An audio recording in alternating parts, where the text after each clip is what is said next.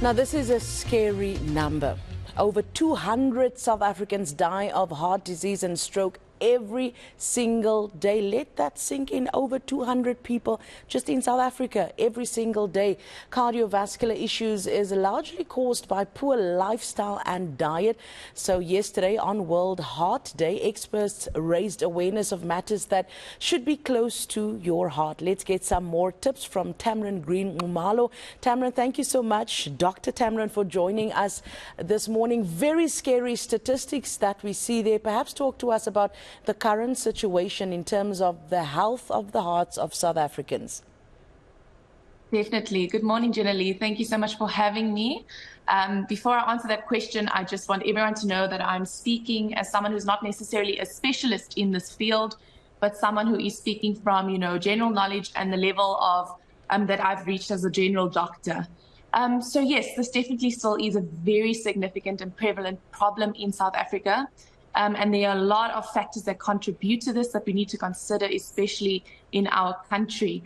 The statistics are shocking. According to the Health and Stroke Foundation's research, heart disease and strokes make up 18% of the non-communicable diseases in South Africa.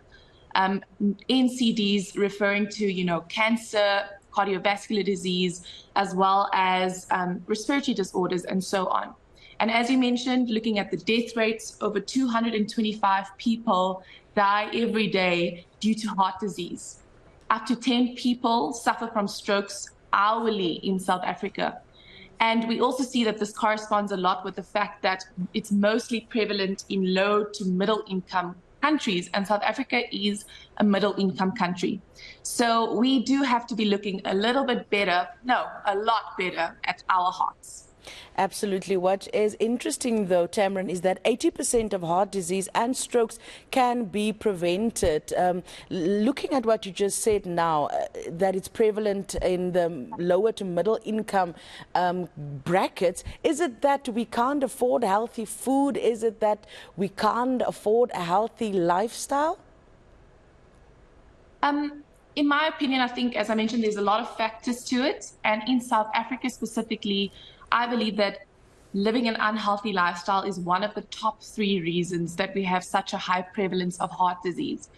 And I say this because, again, looking at our statistics, 2 in every 3 women are currently overweight. 2 in 5 women have high blood pressure.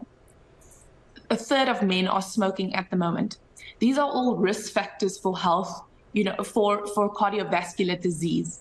And I do largely believe that it has a lot to do with not being educated, first of all, as to what the consequences are of living an unhealthy lifestyle.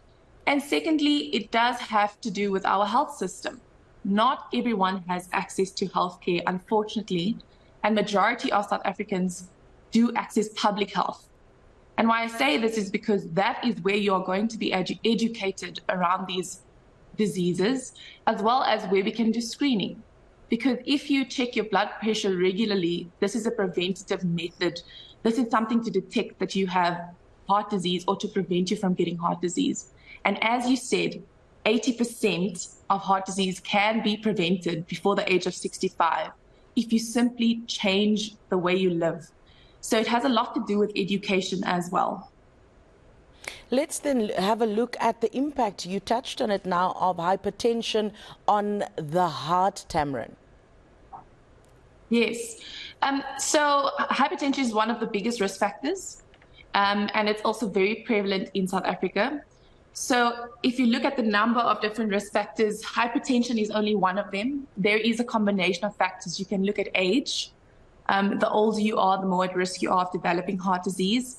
You can look at family history, because it has been noted that there is, it can be passed down in families. So there is a hereditary aspect.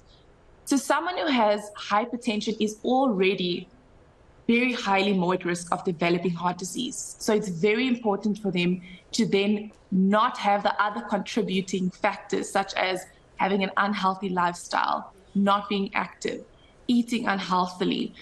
They very importantly should not be smoking. So people with hypertension really need to, they are a high risk group. They really have to follow up at hospitals quite regularly.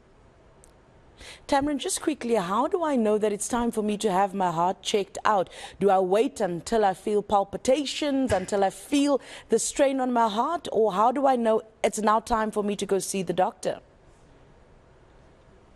This is a very, it's a very interesting question that you're asking, because sometimes people with heart disease, their signs are simply silent.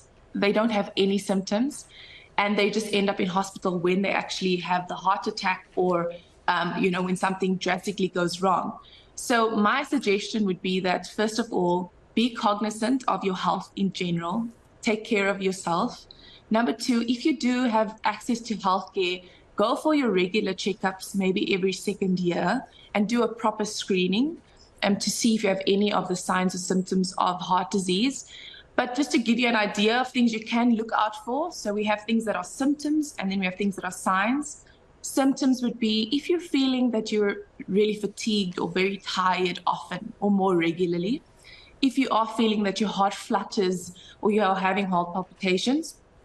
Also, if you're having any swelling of your legs. And then, of course, if you do have family history of heart disease, these are all things that can indicate you have to go to a doctor and just get yourself checked out.